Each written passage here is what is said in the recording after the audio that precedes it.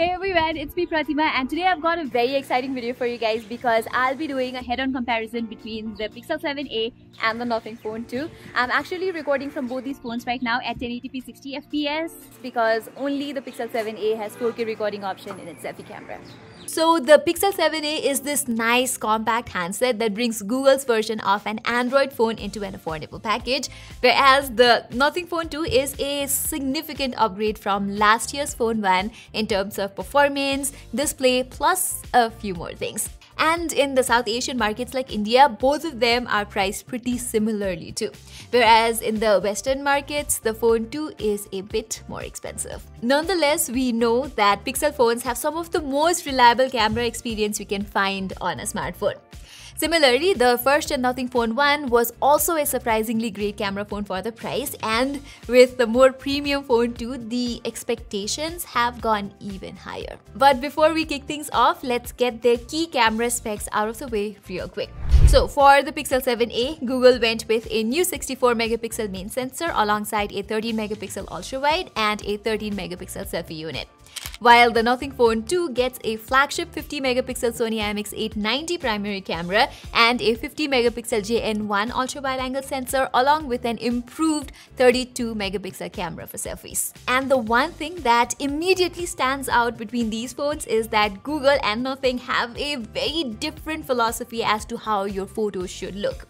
With the Pixel 7a, you're getting close to natural results with good colors, dynamic range, and everything, while Nothing wants you to forget about using photo editing softwares as its images have noticeably boosted colors and contrast that many people may find attractive. Of course, these wildly different type of image processing have their own merits and demerits too. And in this shot, for instance, I think the Phone 2's excessive color tuning looks a little off compared to what the Pixel 7a managed. While Nothing's contrasty processing in this statue image adds life to it and makes it look better. I'd be more than happy to post it on my social media exactly the way it is. I guess I understand what Nothing's trying to do. After all, not everybody can spend the time or effort to edit their photos, so going with this kind of tuning makes a lot of sense. But in somewhat challenging conditions where you have a bright background behind the subject, I found that the Pixel 7a maintains dynamic range significantly better. The Nothing Phone's 2 Asia processing is simply not on the same level here, and it also misses out on fine details. Moving to indoor lighting conditions, I found Pixel's input to be sharper with better details and balanced contrast in comparison. Nothing's processing is a bit too soft for my liking, and I would definitely choose the Pixel 7a for clicking indoor photos. And I am going with the Pixel 7a in terms of ultra wide angle shots too. What I love the most here is how consistent it is with the primary camera. This was in fact one of the best things with the Phone 1's camera as well, but I am not sure what happened this time. The contrast in Nothing's ultra-wide angle shots kicks in a bit too hard, which messes up the details in the corners and shadow areas. To be fair, the weather has stayed kind of gloomy these past couple of days here in Kathmandu, and the Phone 2's ultra-wide angle photos actually don't look that bad at all when you have ample lighting conditions. Plus, it can also take good-looking macro shots like this, which the Pixel 7a just cannot. So as a standalone ultra-wide angle camera, it's actually pretty decent. It also has got a wide field of view, the details are there, and the colors look nice and punchy too. But it's just that Google's processing is comparatively better. However, when it comes to nighttime shots, the Phone 2 is almost a clear winner. So you know how some smartphones choose to lift the exposure levels during low light conditions, which make them look all bright and weird? Yeah, the Nothing Phone 2 does not do that. It actually preserves the essence of low light photography a lot more accurately. I'm not saying that the Pixel 7a's nighttime images look artificial or anything, but putting these two side by side, you can see that Nothing's contrasty output makes the sky at night look beautiful. Another example would be this signboard. The Nothing Phone 2 and the Pixel 7a do a similar job of handling the exposure of that well-lit signboard, but look at everything else. Since Pixel decided to turn up the brightness everywhere, it just does not look that natural. Same with this shot of the temple. The way the Nothing Phone 2 does not try to pull out more detail of the sky ends up looking a lot nicer. And in most occasions, I found its low light photos to have better sharpness and lesser noise too. I also like the warmer tone Nothing produces, which makes the pictures look nice and aesthetic. Even the ultra-wide nighttime shots have better exposure management and details on the Nothing Phone 2. But I do have to complain about the auto night mode on this thing. To give you an idea, there is no dedicated night mode here like on Pixel, Samsung or any other Android phone, and it just has auto night mode like on the iPhones. And although auto night mode works amazingly on iPhones, that's not always the case with Nothing. Sometimes this option does not show up even when it's needed, so at times when there's a lot of light present, the phone too fails to expose the shot properly. In other instances, when the phone thinks that turning on night mode is necessary, the processing is good though. What I'm saying is the auto night mode can be a hit or a miss here, and I think including a dedicated night mode would have made things a lot simpler. Okay, moving on to portraits, the Pixel 7a is a pretty clear winner in my books.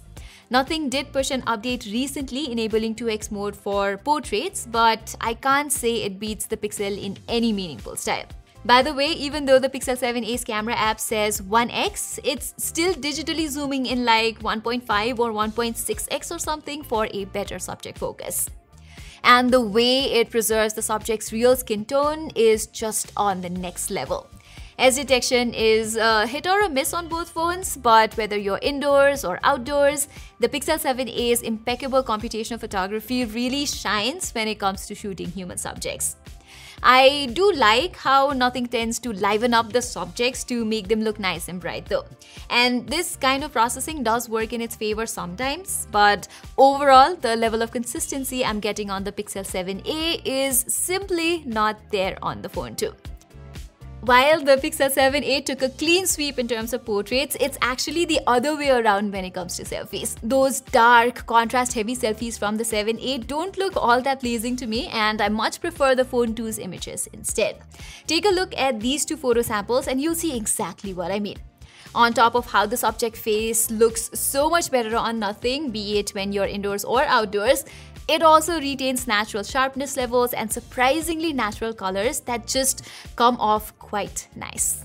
Okay, now enough of the photos, let's get to the videos.